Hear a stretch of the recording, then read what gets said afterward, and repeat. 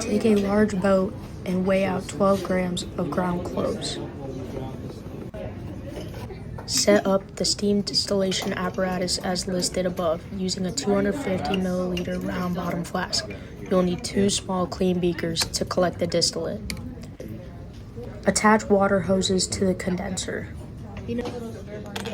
Add a magnetic stirring bar and attach the flask to the distillation flask. Add 100 milliliters of water. Get it stirring vigorously.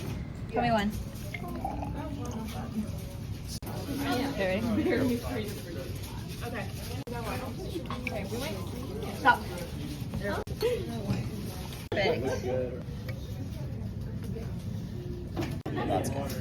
Sarah, what is your RPM?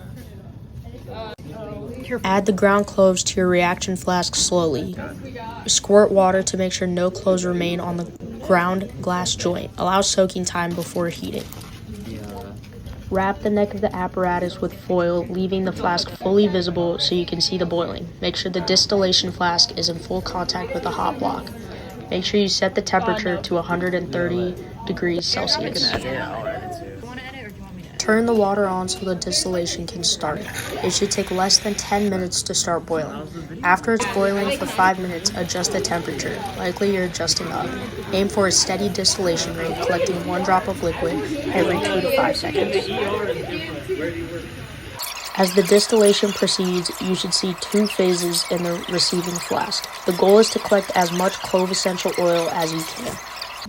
Most of what distills will be water, so don't stop at 2 grams of distillate. Once you have enough distillate, stop heating and remove the distillation apparatus.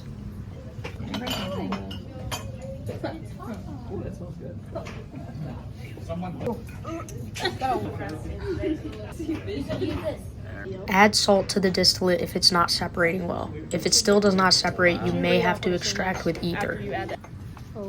Pour your distillate into the separatory funnel, drain the water layer, and collect the organic layer.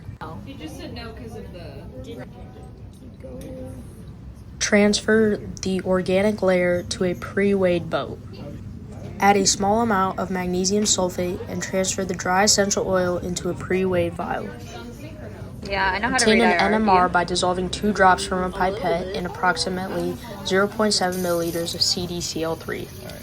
Calculate the percent recovery, put the oil into the vial and secure the cap and label it to save for the next lab. Clean all your equipment thoroughly before leaving the lab since the residue from this lab is very difficult to clean once it settles. Oh, great! Thank you. Whoa, buddy boy.